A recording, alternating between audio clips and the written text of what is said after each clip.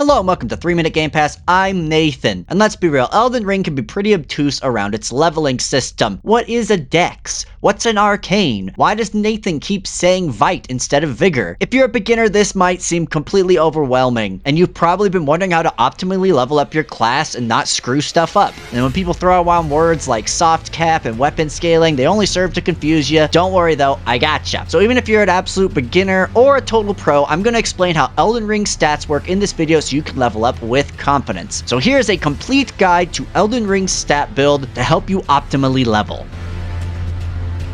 Alright, so first off, let's define some terms so this whole thing is a little less confusing. When raising stats, there are two core things known as soft caps and hard caps. Each stat has a hard cap, and most stats have a soft cap. Let's define them. A hard cap is basically where you cannot level a stat any further. For every stat in Elden Ring, that's 99. You cannot put a stat above 99, even if you try so hard and get so far. In the end, 99 is the peak. There is no level cap, however, so you could technically go insane and level every stat to 99, but I think your friends and family might miss you, so let's just say that's probably not an option. A soft cap is a little more complex. Basically, what it means is after some time, the effectiveness of a stat point decreases. For example, while Vigor gives 48 health, when it goes from 39 to 40, it only gives 26 from 40 to 41. Where these break depend on each stat, and don't worry, we will get into that. While it's generally recommended to not go past most soft caps, it isn't a hard and fast rule. It's just more that you know you'll be getting diminishing returns after a certain point. Additionally, just gaining levels generally will provide upgrades to other stats, such as defense, resistances, yada yada yada, which don't rely on the stat you're leveling up at all, which further confuses things. However, we're just going to focus on the individual points and what they do,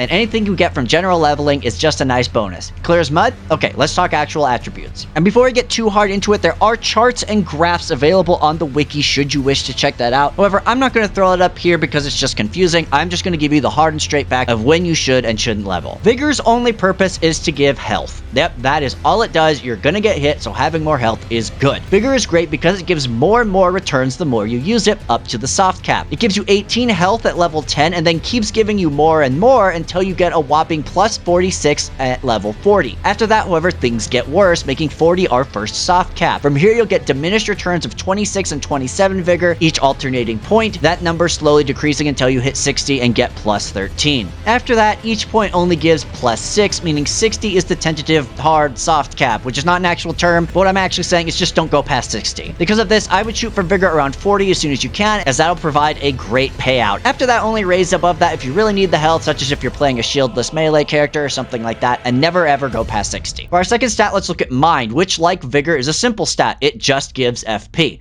The more you have, the more you get. It starts giving plus 3, but once you hit level 21, it gives plus 6, and then keeps giving plus 6 until you hit between 51 and 60, where it gives a plus chunky plus 8 and plus 9, and then after 60, it drops off again to plus 2 and plus 3. So technically, the interesting points for Mind in terms of soft caps would be 20, and the maximum soft cap would be 60. However, there's another thing worth mentioning. A fully upgraded flask heals 220 FP, which is exactly 40 Mind, which means that leveling Mind above that isn't really necessary, as you're only ever going to be fully juiced when you hit a point of grace. There are concoctions and such that'll provide slight mana regen. There are amulets that give you mana on critical hits, so this isn't a hard and fast rule. But for me, 40 is basically as high as I'm ever going to go in Mind most of the time, because that is the maximum a flask can refill. So endurance is where things get a little bit more complex because it governs two stats, equipment load and stamina. Let's talk about equipment load first. Equipment load dictates what type of roll you do, whether it is a fast roll or a pathetic fat roll. There are basically 4 categories when it comes to this. Light load, aka Master of Limp Bizkit's Rollin' Song, is under 29.9% load. This roll is technically the best, but honestly, after a bunch of testing, I really can't tell the difference between this and medium, so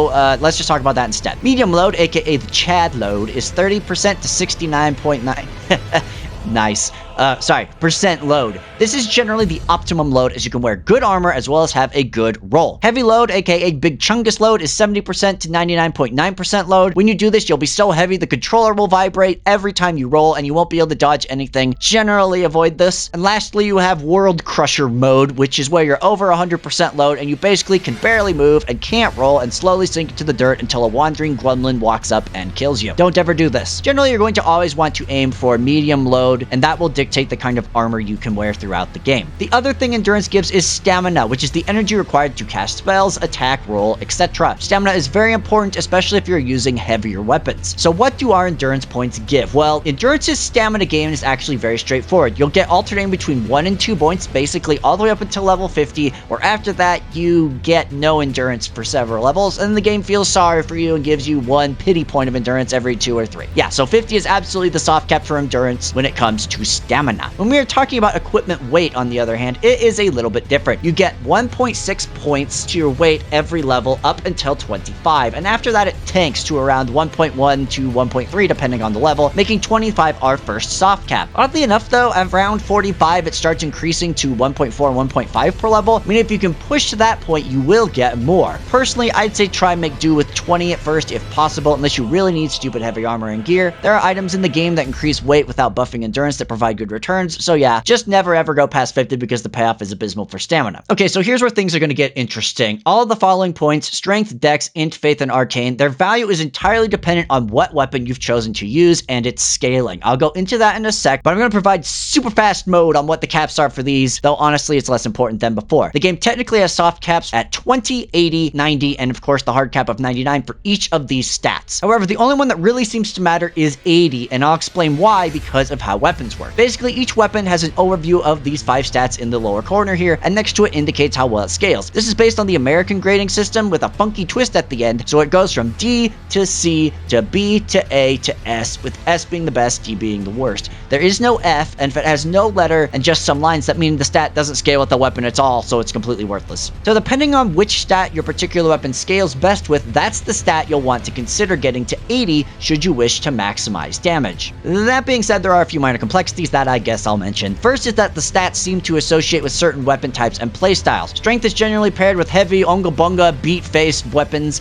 Dex is for faster, civilized weapons. Int is for sticks and staffs, and also some magic-based weapons. Faith for incantation seals, as well as holy weapons, and arcane for evil weapons, or stuff that lean heavily into bleed and the like. Arcane also has a bonus feature, but we'll get into that in a second. Aside from that, staves have something called sorcery scaling, which also affects your magic damage. I won't go too much into it. It is not dependent on stats at all. It is entirely dependent on upgrading the weapon. Basically, higher that number, more damage spells do. Additionally, weapons and shields will have requirements, which are the amounts needed to actually hold and use the thing. However, there's a little trick involving strength. When you two-hand any weapon or shield, the game effectively adds 50% of your strength stat to your current one when considering both the requirements as well as the weapon's damage, meaning you can two-hand weapons that you might not have the strength for. You just can't one-hand them. Note that this does not work for any other stat, dex, faith, etc. This is a strength-exclusive perk for going to the gym so much. Speaking of perks, Arcane has a few bonuses up its sleeve as well. It not only increases its weapon scaling stat, but also item discovery, which is essentially drop rate, as well as increases the buildup of status ailments on enemies, such as bleed, poison, frost, etc. The buildup increase is actually fairly small, but it is worth mentioning. No other stats provide that kind of side bonus. Arcane is a special boy. Okay, so did you catch all that? That's quite a bit. What the hell do we actually level? Well, it's actually pretty simple. First, look at your weapon requirements and make sure you can hit those. Now that you can use the weapon, only pump points into the stat that has the highest scaling grade on the weapon you're using up to 80. There's literally no need to put points in any other scaling method besides those requirements, as you're not getting the best value out of them. This may change once you hit 80, or if you're using a weapon that scales with both one of those first 4 and Arcane, you might consider some points in Arcane for its side benefits, but that is up to you. Generally speaking, I just go with whatever makes the number go up faster. Okay, so if you're revisiting this video and just want the breakdown for reference, skip to this section every time, and let's hit it. Vigor gives health. Its soft caps are 40 and then 60. Mind gives FP, or mana. Its first soft cap is 20, then it gives better returns, which drops off again at 60. However, 40 is the maximum you can flask to. Endurance gives stamina and equipment load. The stamina soft cap is 50, no reason to go above that, and load is first soft capped at 25 and then picks up again at 45. For the rest, strength, dex, int, faith, and arcane, check your weapon scaling, then meet the weapon requirements. After that, work towards the soft cap of 80 for whatever scales best. After that, reassess what each point does based on the other methods of scaling the weapon has, if it has any. And that is pretty much it. Now keep in mind there are talismans and gear in the world that will increase your stats by a certain amount, and for those, the final amount you have still follows the rule of the soft cap. So for example, if you you have a talisman that gives 5 vigor and you currently have 35 vigor, the game looks at it as if you have 40, which is the soft cap, meaning if you put a point from 35 to 36 via leveling, it will still have that diminished return. Aside from that, use this information to get to wherever you need to be based off of your weapons. Like I said, I almost always get vigor to 40 for each character, mine to 20 for most of them, and endurance to 25 because I like armor. After that, I decide where I want to go based on how the game is going and how much of a glass cannon or tank machine I want to become, which makes things easier. And that's pretty much it. I hope this has been informative and helped you level up with confidence. With this information, I feel like you are ready to tackle pretty much any class in the game and use any weapon you want, and know that as you level up, you are going to be getting better and you aren't making mistakes. Elden Ring's leveling is actually really simple, especially I feel when compared to other Dark Souls games. So I hope this really helped you out, and I also hope you have a great day and have a great time playing Elden Ring.